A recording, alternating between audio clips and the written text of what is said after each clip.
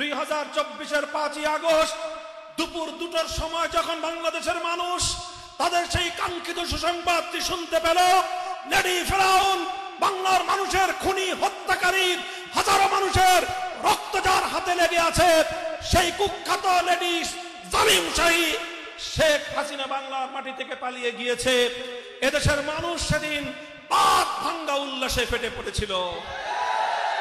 দুপুর 2টো থেকে 3টা পর্যন্ত 1 ঘন্টার 5ই আগস্টের বাংলাদেশকে কল্পনা করুন। একটি চিত্র ভেসে উঠবে, আর সেই চিত্র হলো টেকনাফ থেকে তেতুলিয়ায় জনগণের অর্থায়নে রাজপথগুলোতে ভাস্কর্যের নামে যে মূর্তিগুলো স্থাপন করে মসজিদের নগর বাংলার মাটিকে মূর্তির নগরে পরিণত করবার হাসিনার স্বৈরাচারী ষড়যন্ত্রকে নস্যাৎ করে দিয়ে সকল মূর্তি ভেঙে গুড়িয়ে দেওয়া হয়েছে। তবে হিন্দুদের কোন মন্দিরের মূর্তির গায়ে ফুলের টোকাও দেওয়া হয় না। আসসালামু আলাইকুম ওয়া রাহমাতুল্লাহ। আলহামদুলিল্লাহি রাব্বিল আলামিন ওয়াসসালাতু ওয়াসসালামু আলা সাইয়্যিদিল আমবিয়া'i ওয়াল মুরসালিন ওয়া আলা আলিহি ওয়া আসহাবিহি ওয়া মান তাবি'আহুম আজমাইন। আউযু বিল্লাহি মিনাশ শাইতানির রাজীম। বিসমিল্লাহির রহমানির রহিম। ولا تحسبن الله غافلا عما يعمل الظالمون صدق الله العظيم। বাংলাদেশ খেলাফত মজলিস যশোর জেলা শাখার উদ্যোগে আয়োজিত আজকের এই গণসমাবেশে উপস্থিত সংগ্রামী সভাপতি, উপস্থিত বাংলাদেশ খেলাফত মজলিসের কেন্দ্রীয় নেতৃবৃন্দ, যশোর জেলা শাখার নেতৃবৃন্দ, অন্যান্য শাখা উপশাখা থেকে সমবেত আমার সংগ্রামী দায়িত্বশীল বাংলাদেশ খেলাফত মজলিস ও সহযোগী সংগঠন সমূহের সর্বস্তরের নেতাকর্মী ও সংগ্রামী যশোরবাসী, আমি সর্বপ্রথম ইতিহাসের অন্যতম সূতিকাগার বাবরি মসজিদ লং মার্চের ঐতিহাসিক এই স্মৃতিময় ভূমি যশোরের মাটি ও মানুষকে ধন্যবাদ জানাই।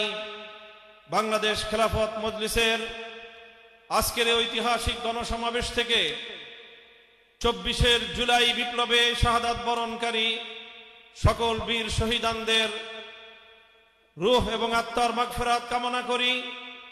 তাদের শোক সন্তপ্ত পরিবার পরিজনের প্রতি সমবেদনা প্রকাশ করি। সেই সাথে বিগত 16 বছরের ফ্যাসিবাদী আমলে শাহাদাত বরণকারী 2009 সালের পিলখানা ট্র্যাজেডি সকল 57 জন দেশপ্রেমিক সেনা কর্মকর্তা, 2013 সালের শাপলা চত্বরে নবী প্রেমিক তৌহিদি জনতা, 2014-15 সালে সরকার বিরোধী ফ্যাসিবাদ বিরোধী আন্দোলনে শাহাদাত বরণকারী বিরোধী দলের নেতাকর্মী, 2021 সালে বাংলাদেশের স্বাধীনতার সুবর্ণ জয়ন্তী উদযাপনকালে বাংলাদেশ বিরোধী ভারতের বিতর্কিত প্রধানমন্ত্রী নরেন্দ্র মোদীর আগমনের প্রতিবাদকারী হেফাজতে ইসলামের শাহাদাত বরণকারী নেতাকর্মীদেরকে, আর সর্বশেষ 2024 সালের হাজার হাজার বাংলার দামাল সন্তানদেরকে, যাদের রক্তের স্রোতের উপর ভেসে বাংলাদেশ 2024 সালের 36 জুলাই নতুন করে স্বাধীনতা অর্জন করেছে। সংগ্রামী সাথী ও বন্ধুগণ, জুলাই বিপ্লবের আজ 1 বছর পূর্তি হতে চলেছে। রক্তঝরা জুলাই আবার বাংলার মাটিতে ফিরে এসেছে, অথচ আজও পর্যন্ত জুলাই ঘোষণাপত্র জাতির সামনে ঘোষিত হয়নি। আমি মনে করি অন্তর্বর্তীকালীন সরকার এবং বাংলাদেশের প্রধান রাজনৈতিক দলগুলোর জন্য এটি অত্যন্ত একটি অবমাননাকর লাঞ্ছনার বিষয়। এর দায় এবং এই ব্যর্থতা বর্তমান সরকারের। এই জুলাই মাস শেষ হওয়ার আগে জুলাই ঘোষণা জাতির সামনে ঘোষিত হতে হবে এবং সেই জুলাই ঘোষণার মধ্য দিয়ে আগামীর বাংলাদেশের রূপরেখা প্রণয়ন করতে হবে। সংগ্রামী সাথী ও বন্ধুগণ, আমরা মনে করি, বাংলাদেশ খেলাফত মজলিস মনে করে, আগামীর বাংলাদেশ গঠনের পিছনে 1947 সালের দেশ বিভাগ 1971-এর মহান মুক্তিযুদ্ধ এবং 2024 সালের জুলাই এবং আগস্টের বিপ্লবকে সামনে রেখে এই পাটাতনের উপর আগামীর বাংলাদেশ বিনির্মাণ করতে হবে। যদি বাংলাদেশের আগামী বিনির্মাণের ক্ষেত্রে ভিন্ন কোনো চিন্তা করা হয়, এদেশের তাওহীদি জনতা আবার রাজপথে নামবে, আবার তারা আন্দোলনের মাঠে নামতে বাধ্য হবে। সংগ্রামী সাথী ও বন্ধুগণ, আমি আজ বাংলাদেশ খেলাফত মজলিসের এই গণসমাবেশ থেকে বাংলাদেশ খেলাফত মজলিস প্রতিষ্ঠার 3 যুগের মাথায় এসে স্মরণ করতে চাই, বিগত দিনে বাংলাদেশ খেলাফত মজলিস দেশ, জাতি এবং উম্মার স্বার্থ রক্ষায় যে সকল ত্যাগ, অবদান এবং ভূমিকা পালন করেছে। আমরা দেখেছি 1989 সালের 8ই ডিসেম্বর বাংলাদেশ খেলাফত মজলিস প্রতিষ্ঠার পরেই 1991 সালে বাংলাদেশ খেলাফত মজলিস এবং তার কর্ণধার, তার পুরোধা ব্যক্তিত্ব শাইখুল হাদিস আল্লামা আজিজুল হকের নেতৃত্বে বাংলাদেশের ইতিহাসে ইসলামপন্থীদের সর্ববৃহৎ রাজনৈতিক মোর্চা ইসলামী ঐক্যজোট গঠিত হয়েছিল।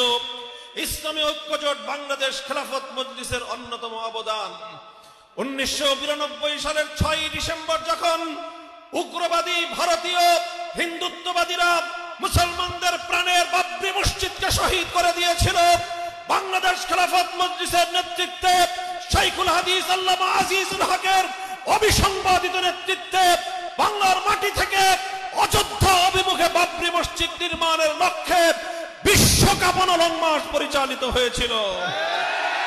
আমরা লক্ষ্য করেছি 1996 সালে বাংলাদেশে একটি নির্দলীয় নিরপেক্ষ তত্ত্বাবধায়ক সরকার প্রতিষ্ঠার জন্য বাংলাদেশ খেলাফত মজলিস একদলীয় নির্বাচনকে প্রতিহত করবার জন্য শাইখুল হাদিসের নেতৃত্বে অনবদ্য ভূমিকা পালন করেছে।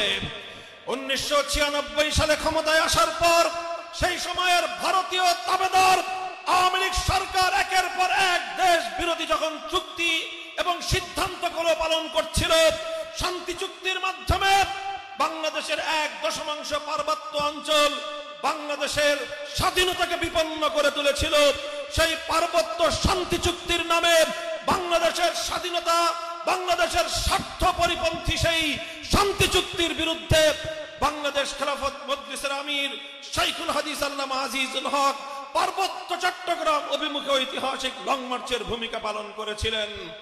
ঠিক তেমনি ভাবে বসনিয়া হার্জেগোভিনাতে যখন সার্বিয়ানদের বর্বর নির্যাতন নেমে এসেছিল, শাইখুল হাদিসের নেতৃত্বে গোটা বাংলাদেশ থেকে মুজাহিদ সংগ্রহের অভিযান পালন করার মধ্য দিয়ে সেই বসনিয়ার নির্যাতিত মজলুম মুসলমানদের সাহায্যার্থে বাংলার এই প্রান্ত থেকে মুজাহিদ প্রেরণের কর্মসূচি তিনি ঘোষণা করেছিলেন। ঠিক তেমনি ভাবে যখন ভারত একতরফা ভাবে বাংলাদেশের সকল নদীর পানিগুলোকে প্রত্যাহার করে নেওয়ার স্বৈরাচারী মানবতা বিরোধী একটার পর একটা ভূমিকা পালন করে আসছিল, টিপাই মুখ অভিমুখে লং মার্চ করে বাংলাদেশের স্বার্থ রক্ষার ঐতিহাসিক ভূমিকা পালন করেছে বাংলাদেশ খেলাফত মজলিস। 2006 সালে বাংলাদেশের কওমি মাদ্রাসার রাষ্ট্রীয় সনদের স্বীকৃতির জন্য অশীতিপর শাইখুল হাদিস আল্লামা আজিজুল হক দিনের পর দিন রাজপথে অনশন করে অবস্থান করে বাংলাদেশের ধর্মীয় জনতার প্রাণের দাবি কওমি সনদের রাষ্ট্রীয় স্বীকৃতি বাস্তবায়নে অনবদ্য ভূমিকা পালন করেছেন। ইতিহাস বলে দেশ, জাতি এবং মিল্লাতের স্বার্থে বাংলাদেশ খেলাফত মজলিস সব সময় অগ্রণী ভূমিকা পালন করেছে। 2013 সালে শাপলা চত্বরে শাহাদাতের সেই রক্তবিধৌত সেই মসনদ তৈরি করবার ক্ষেত্রে বাংলাদেশ খেলাফত মজলিসের নেতৃবৃন্দের ঐতিহাসিক ভূমিকা পালিত হয়েছে। 2013 সালের শাপলা চত্বরের মর্মন্তুদ রক্তস্নাত ঘটনার পর বাংলাদেশ খেলাফত মজলিসের নেতৃবৃন্দ কারাবরণ করেছে। 2021 সালে মোদী বিরোধী আন্দোলনে নেতৃত্বের ক্ষেত্রে অনন্য ভূমিকা পালন করেছে বাংলাদেশ খেলাফত মজলিস। অতঃপর 2021 সালে সেই বাংলাদেশের ইতিহাসের জঘন্যতম ফ্যাসিবাদী স্বৈরাচারী জালিম শেখ হাসিনা সরকারের সবচেয়ে বেশি রোষানলে পড়েছে বাংলাদেশ খেলাফত মজলিস। বাংলাদেশ খেলাফত মজলিসের কেন্দ্রীয় সকল নেতৃবৃন্দকে মাসের পর মাস, বছরের পর বছর কারাগারে আবদ্ধ রেখে খেলাফত মজলিসকে ধ্বংস করবার পায়তারা চালিয়েছিল শেখ হাসিনা। আল্লাহর রহমতে বাংলাদেশ খেলাফত মজলিস এবং তার নেতৃত্বকে ধ্বংস করতে পারে নাই। শেখ হাসিনা তল্পা নিয়ে বাংলাদেশ ছেড়ে পালিয়ে যেতে বাধ্য হয়েছে। ইতিহাসের সকল যুগ সন্ধিক্ষণে ঐতিহাসিক ভূমিকা পালনকারী বাংলাদেশ খেলাফত মজলিস 2024 সালের জুলাই এবং আগস্ট বিপ্লবে খেলাফত মজলিস, যুব মজলিস, খেলাফত ছাত্র মজলিসের সন্তানেরা টেকনাফ থেকে তেঁতুলিয়ায় ইস্পাত কঠিন তারা লড়াই চালিয়েছে, যুদ্ধ করেছে, রক্ত দিয়েছে, স্বৈরাচারীর সামনে মাথা নোয়ায়নি।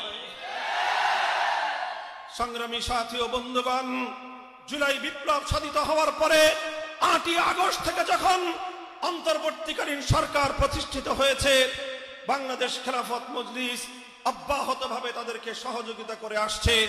কিন্তু অন্তর্বর্তীকালীন সরকারের প্রতিটি অন্যায় এবং অবৈধ দেশ এবং দেশের স্বার্থ বিরোধী, জনগণের স্বার্থ বিরোধী প্রতিটি কার্যকলাপের তীব্র প্রতিবাদ বাংলাদেশ খেলাফত মজলিস জানিয়েছে। আজ বাংলাদেশ খেলাফত মজলিসের এই মঞ্চ থেকে অন্তর্বর্তীকালীন সরকারের প্রতি স্পষ্ট বার্তা দিয়ে দিতে চাই, আমরা জুলাই বিপ্লবের অন্যতম স্টেক হোল্ডার, আমরা বাংলাদেশের নতুন বাংলাদেশ বিনির্মাণের অন্যতম দাবিদার। তাই অন্তর্বর্তীকালীন সরকারকে আমরা সহযোগিতা করছি, অন্তর্বর্তীকালীন সরকারকে সহযোগিতা করব। কিন্তু দেশ বিরোধী, ইসলাম বিরোধী কোন পদক্ষেপ গ্রহণ করতে চাইলে অন্তর্বর্তীকালীন সরকারের বিরুদ্ধে মাঠে নামতে এতটুকু দ্বিধা আমরা করব না। আমরা পরিষ্কার ভাষায় বলি, শারমিন মুর্শেদকে তাকে আপনারা নিয়ন্ত্রণ করুন। এদেশের ইসলামপন্থীদের বিরুদ্ধে তার এই কণ্ঠকে আপনারা স্তব্ধ করুন। এদেশের আলেম সমাজের বিরুদ্ধে, ইসলামের বিরুদ্ধে, ইসলামী ঐতিহ্যের বিরুদ্ধে, ইঙ্গিত পূর্ণভাবে আল্লাহর নবীর ইজ্জতের বিরুদ্ধে কটাক্ষকারী শারমিন মুর্শেদকে আমরা হুঁশিয়ার বাণী উচ্চারণ করতে চাই। আমার নবীর ইজ্জতের দিকে তুমি যে কটাক্ষপূর্ণ আঙ্গুল তুলেছ, নবীর ইজ্জতের হেফাজতের জন্য সে আঙ্গুল আমরা ভেঙে ফেলতে প্রস্তুত রয়েছে।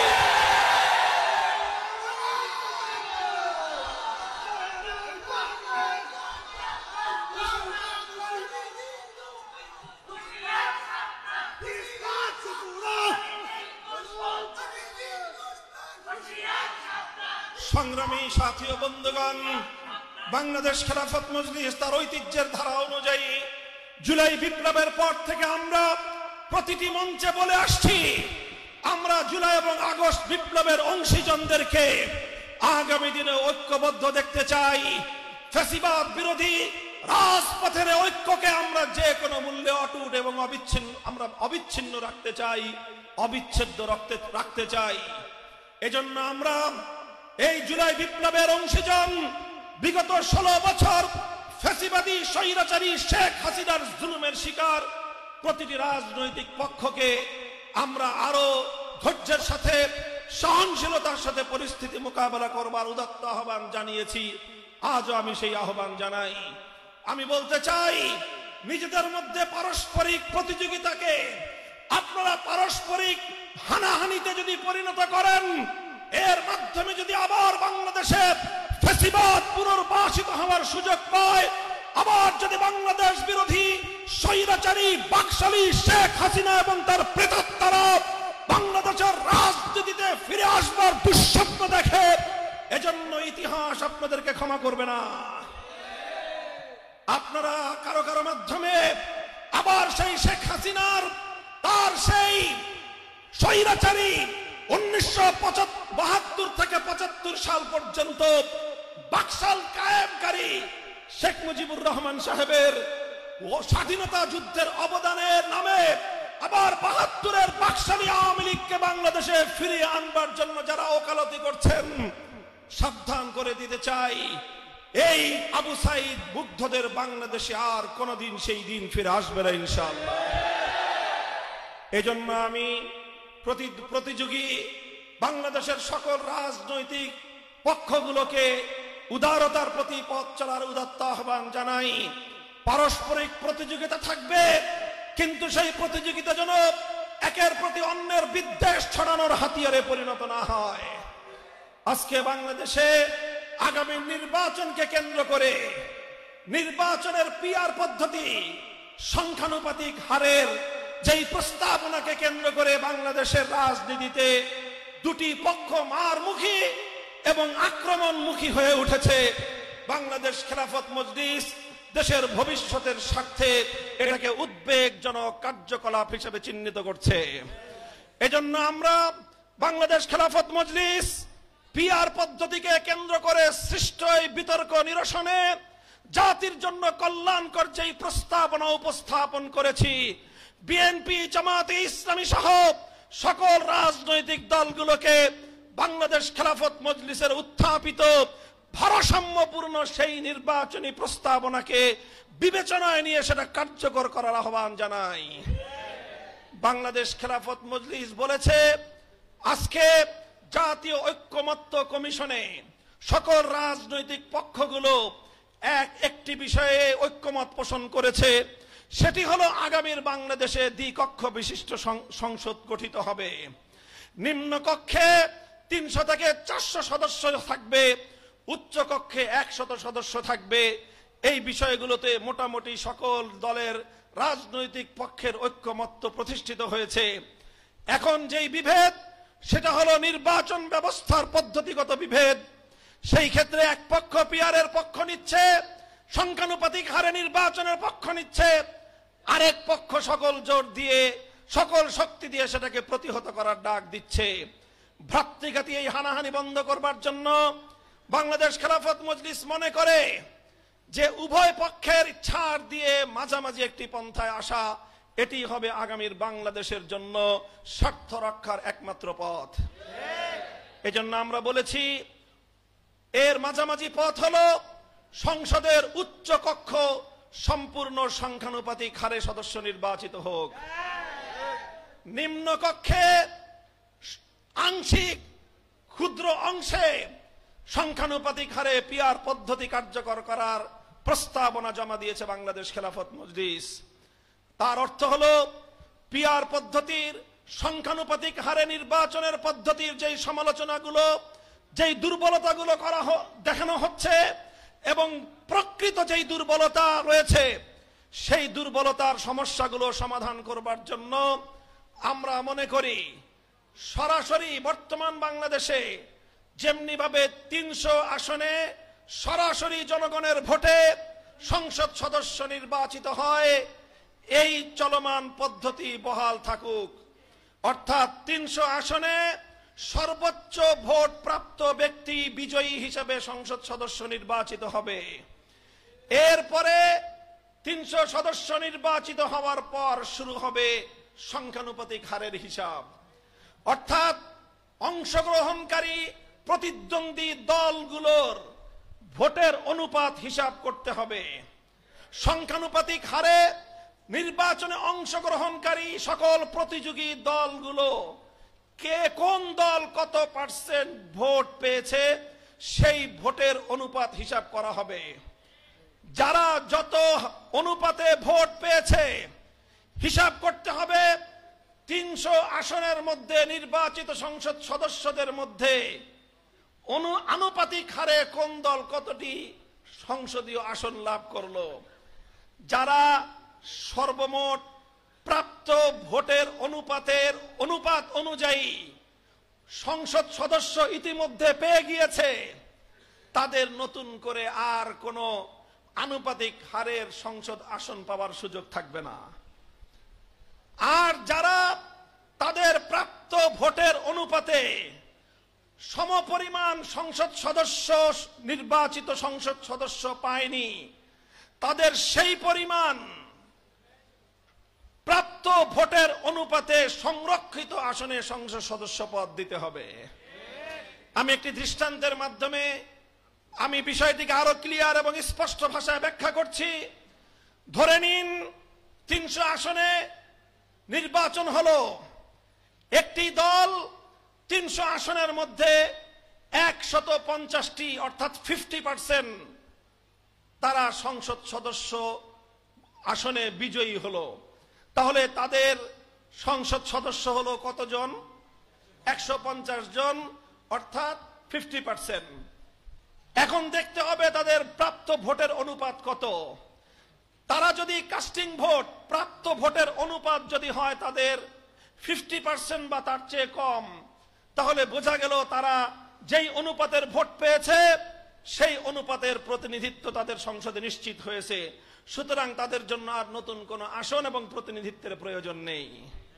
কিন্তু যেই সকল দলগুলো তারা কেউ ভোট পেয়েছে পার্সেন্টেজ, একটা বিশেষ পার্সেন্টের ভোট তারা পেয়েছে, কেউ 20%, কেউ 25% ভোট পেয়েছে, কিন্তু সংসদে 300 আসনের মধ্যে 20% অথবা 25% সংসদ সদস্য পদ তারা পায়নি, তাহলে বোঝা গেল সারা দেশে তাদের প্রাপ্ত ভোটের অনুপাতে সংসদ সদস্যের বা সংসদের প্রতিনিধিত্ব তাদের হয়নি। সুতরাং যেই পরিমাণ সংসদের অনুপাত, এই প্রতিনিধিত্ব তাদের অবশিষ্ট রয়েছে, সেই অবশিষ্ট সংসদের প্রতিনিধিত্ব তাদেরকে সংরক্ষিত আসন থেকে প্রদান করার মাধ্যমে তাদের প্রাপ্ত ভোটের প্রতিনিধিত্ব তাদেরকে প্রদান করতে হবে। সুতরাং কেউ যদি 10% ভোট পেয়ে থাকে আর যদি সে 10 জন সংসদ সদস্য নির্বাচিত হয়ে থাকে তাহলে সংখ্যানুপাতিক হারে সে 30টি আসন পাওয়ার কথা, সে পেয়েছে 10টি আসন, তাহলে তাকে আরো 20টি আসনের প্রতিনিধিত্ব তাকে দিতে হবে। তাহলে তার প্রাপ্ত 10% ভোটের পূর্ণাঙ্গ প্রতিনিধিত্ব সংসদে হবে। আর কেউ যদি 30% ভোট পেয়ে থাকে তাহলে তার সংসদে প্রতিনিধিত্ব থাকার কথা 90টি। যদি সে 90টি আসন না পেয়ে থাকে তাহলে তাকে 90টি আসন পূরণ করার জন্য সংরক্ষিত আসন থেকে তাকে সংসদ সদস্য পদ দেওয়া হবে। এইভাবে বাংলাদেশে বর্তমানে চলমান নির্বাচন ব্যবস্থায় যে একটি ভয়ঙ্কর শুভঙ্করের ফাঁক রয়েছে। আপনারা বলবেন ভয়ঙ্কর শুভঙ্করের ফাঁক কি? আমি আজকের অডিয়েন্সকে লক্ষ্য করে বর্তমান চলমান নির্বাচন ব্যবস্থার সেই ভয়ঙ্কর শুভঙ্করের ফাঁকটি আমি আপনাদেরকে দেখিয়ে দিচ্ছি। বর্তমান এই চলমান নির্বাচন ব্যবস্থায় অধিকাংশ ভোটারদের, যারা ভোটাধিকার প্রয়োগ করে, তাদের অধিকাংশ ভোটারদের প্রতিনিধিত্ব সংসদে হয় না। দেখা যায় যারা সরকার গঠন করে, অতীতের ফেয়ার ইলেকশন গুলোকে যদি আমরা বিবেচনায় আনি, 2001 সাল এবং 2008 সালের নির্বাচনে দেখা গেল একটি দল 230 আসন অথবা 260 আসন লাভ করলো, অথচ তারা ভোট পেয়েছিল আনুপাতিক হারে 30 থেকে 35% ভোট। 35% ভোট পেয়ে তারা প্রায় 90% সিট দখল করে নিয়ে রাষ্ট্র পরিচালনা করলো, ফ্যাসিবাদকে জন্ম দিল। আর বাংলাদেশের 60 থেকে 65% মানুষ যারা ভোটাধিকার প্রয়োগ করলো, তাদের সেই ভোটাধিকারের কোনো প্রতিনিধিত্ব জাতীয় সংসদে থাকলো না। কাজে এই শুভঙ্করের ফাঁক বন্ধ করবার জন্য বাংলাদেশ খেলাফত মজলিসের উত্থাপিত এই প্রস্তাবনার আলোকে যদি আগামী দিনে নিম্নকক্ষে আংশিক পিআর পদ্ধতি কার্যকর করা হয়, একদিকে পিআর পদ্ধতির দুর্বলতার দিকগুলো থেকেও রাষ্ট্র রক্ষা পাবে, আরেক দিকে গোটা বাংলাদেশের ভোটাধিকার প্রয়োগকারী সকল মানুষের ভোটের প্রতিনিধিত্ব জাতীয় সংসদে নিশ্চিত হবে। সংগ্রামী সাথী ও বন্ধুগণ, বাংলাদেশ খেলাফত মজলিস মনে করে বিবাদমান পক্ষগুলো একটু একটু ছাড় দিয়ে এই ফর্মুলায় যদি তারা চলে আসে, এই ফর্মুলা যদি তারা গ্রহণ করে, চলমান নির্বাচনকে কেন্দ্র করে বাংলাদেশ যুদ্ধাঙ্গী অবস্থার অবসান ঘটতে পারে।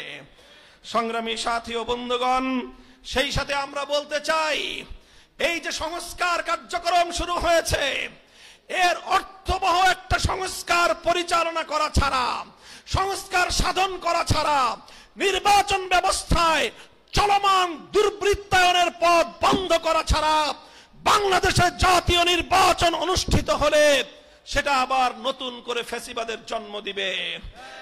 এজন্য আমরা নির্বাচন ব্যবস্থার আমূল সংস্কারের দাবি তুলেছি। সেই সঙ্গে আমরা সংবিধানে বাংলাদেশের সৃষ্টির পর থেকে আজ পর্যন্ত এবং বাংলাদেশের সৃষ্টির পেছনের প্রেক্ষাপটকে বিবেচনা করে সংবিধানের মূল নীতিগুলোকে পুনর্বিন্যাস করবার আহ্বান জানিয়েছি। সেই জায়গায় আমরা পরিষ্কার বলেছি, আল্লাহর উপর অবিচল আস্থা এবং বিশ্বাস আবার সংবিধানে ফিরিয়ে আনতে হবে। ধর্মনিরপেক্ষতা নামক ভারতীয় পচামাল আবার ভারতকে ফেরত দিতে হবে। 1972 সালে তৎকালীন ভারতের প্রধানমন্ত্রী শ্রীমতী ইন্দিরা গান্ধীর প্রেসক্রিপশন অনুযায়ী শেখ মুজিবুর রহমান সাহেব বাংলাদেশের সংবিধানের মৌল 4 নীতির মধ্যে ভারতীয় নীতিগুলোকে প্রতিস্থাপনের মধ্য দিয়ে বাংলাদেশের স্বাধীনতাকে ভারত মাতার চরণতলে তিনি বলি দিয়েছিলেন। তার খেসারত আজও পর্যন্ত বাংলাদেশের মানুষকে গুনতে হচ্ছে। 24 বিপ্লবের পর বাংলাদেশ আর কোনদিন ভারতীয় আধিপত্যবাদ মেনে নেবে না। ভারতীয় গোলামীর জিঞ্জির আর কোনদিন এদেশের মানুষের গলায় পড়তে দেওয়া হবে না। সেই সঙ্গে আমরা বলতে চাই, 71 সালে আমরা বলেছিলাম পিন্ডির গোলামীর জিঞ্জির ছিন্ন করেছি ভারতের দাসত্ব করবার জন্য নয়, দিল্লির দাসত্ব করবার জন্য নয়। আজ 2025 সালে এসে আমরা আবারও বলছি, আমরা দিল্লির গোলামীর জিঞ্জির ছিন্ন করেছি, ওয়াশিংটনের গোলামি করবার জন্য নয়। সুতরাং আমার বাংলাদেশে হিউম্যানিটারিয়ান করিডোরের নামে অথবা মানবাধিকার কমিশনের নামে পশ্চিমা অসভ্যতা কিংবা পশ্চিমা বাংলাদেশের সমাজ বিরোধী কোন কালচার বাংলাদেশে আমদানি করবার যে কোনো অপতৎপরতা রক্ত দিয়ে আমরা রুখে দেব, রক্ত দিয়ে আমরা রুখে দেব ইনশাআল্লাহ।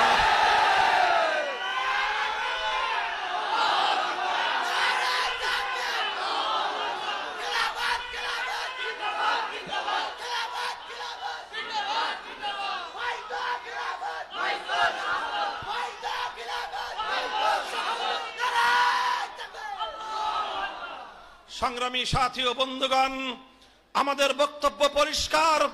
দেশ এবং ইসলামের পক্ষে, জাতি এবং স্বাধীনতার পক্ষে বাংলাদেশ খেলাফত মজলিস যেভাবে অতীতের দিনগুলোতে বলিষ্ঠ ভূমিকা পালন করেছে, আগামী দিনেও নতুন বাংলাদেশ বিনির্মাণে বাংলাদেশ খেলাফত মজলিস এবং এদেশের ইসলাম প্রিয় জনতা তারা তাদের অভিষ্ট লক্ষ্য পানে এগিয়ে যাওয়ার জন্য যে কোনো ত্যাগ এবং কোরবানি স্বীকার করতে প্রস্তুত রয়েছে।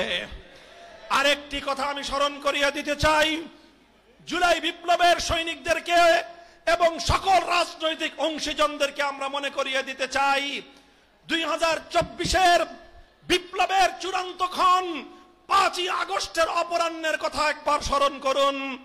2024 5ই আগস্ট দুপুর 2টার সময় যখন বাংলাদেশের মানুষ তাদের সেই কাঙ্ক্ষিত সুসংবাদটি শুনতে পেল, লেডি ফেরাউন বাংলার মানুষের খুনি হত্যাকারী হাজারো মানুষের রক্ত যার হাতে লেগে আছে, সেই কুখ্যাত লেডি জালিম শাহী শেখ হাসিনা বাংলার মাটি থেকে পালিয়ে গিয়েছে, এদেশের মানুষ সেদিন বাদ ভাঙ্গা উল্লাসে ফেটে পড়েছিল।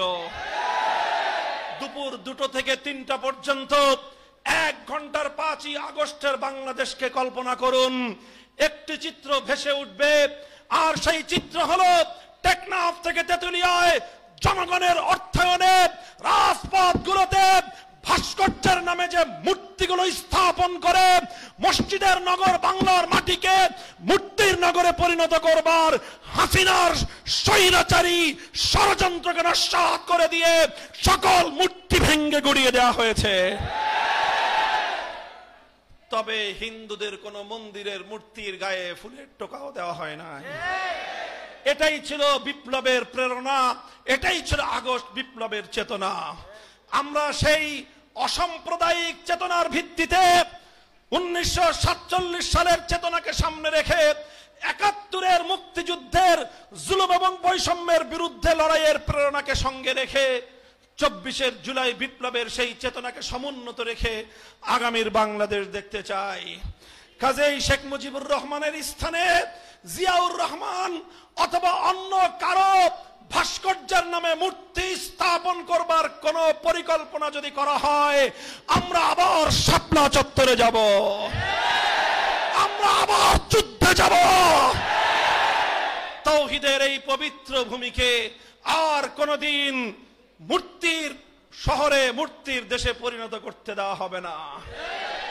সংখ্যালঘু সম্প্রদায় তারা তাদের নিজ নিজ অঙ্গনে সাম্প্রদায়িক অধিকার ভোগ করবে, ধর্মীয় নিরাপত্তা ভোগ করবে।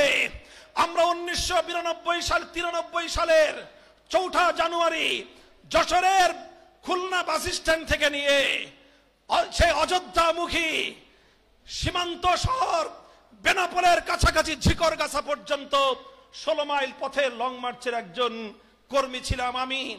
আমরা দেখেছি লক্ষ লক্ষ জনতার সেই অবিনাশী, অবিনশ্বর এবং দৃষ্টির শেষ সীমা পর্যন্ত বিস্তৃত সেই বিশাল কালেমার পতাকাধারী মিছিল চলছে। রাস্তার দুপাশে অসংখ্য মন্দির, অসংখ্য সিঁদুর পরা নারীরা, হিন্দুরা হেঁটে যাচ্ছে, অসংখ্য ধুতি পরা হিন্দু ভাইয়েরা হেঁটে যাচ্ছে এবং তারা লং মার্চের কাফেলাকে স্বাগত জানিয়েছে। লং মার্চের কাফেলার পক্ষ থেকে তাদেরকে অভিবাদন জানানো হয়েছে। কোন একটি মন্দির অথবা কোন একজন হিন্দু নাগরিকের প্রতি বিন্দুমাত্র কোন আক্রমণাত্মক আচরণ করা হয়নি। এটাই হলো বাংলাদেশের অসাম্প্রদায়িক চেতনা। অসাম্প্রদায়িক চেতনার নামে মসজিদের নগরকে মূর্তির নগরে পরিণত করবার পায়ে তারা বরদাস্ত করা হবে না। সংগ্রামী সাথী ও বন্ধুগণ, তাই আমরা পরিষ্কার ভাষায় বলতে চাই, আমার আখেরি পয়গাম, বাংলাদেশ এবং বাংলাদেশের স্বাধীনতা ইসলাম এক সূত্রে গাঁথা। মুসলিম জাতিসত্তা গঠনের 100 বছরের অভিপ্রায় নিয়েই বাংলাদেশ গঠিত হয়েছিল। সুতরাং বাংলাদেশ মুসলিম জাতিসত্তার সঙ্গে বাংলাদেশের অস্তিত্ব অঙ্গাঅঙ্গি ভাবে জড়িয়ে আছে। এ কারণে বাংলাদেশে যদি ইসলামের স্বার্থ লঙ্ঘিত হয়, বাংলাদেশের স্বাধীনতা বিপন্ন হয়। কাজেই যারা বাংলাদেশে ইসলাম বিরোধী, তারাই বাংলাদেশের স্বাধীনতার দুশ্মন। হে বাংলাদেশের প্রকৃত স্বাধীনতাকামী জুলাই যোদ্ধারা, আসো ইসলামপন্থীদের সাথে হাতে হাত রাখো।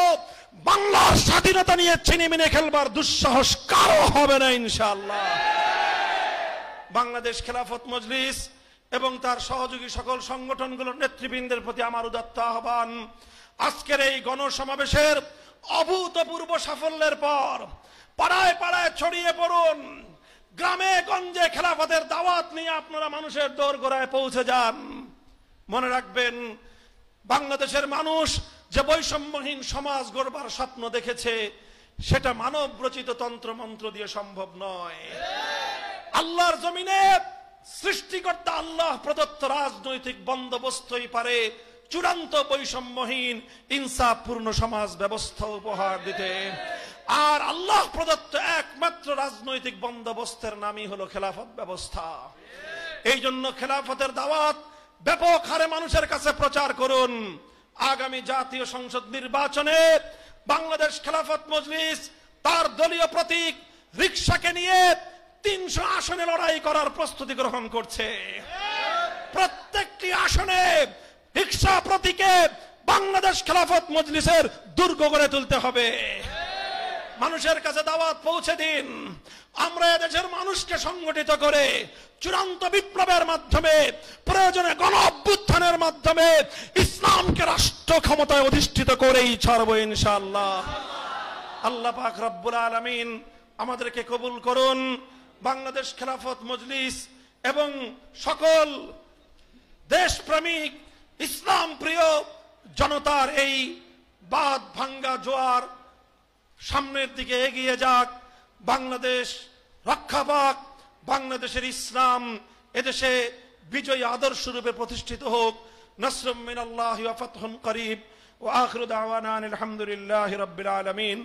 সুবহানাল্লাহি ওয়া বিহামদিহি সুবহানাকা আল্লাহুম্মা ওয়া বিহামদিক আশহাদু আল লা ইলাহা ইল্লা আনতা আস্তাগফিরুকা ওয়া আতুবু ইলাইক।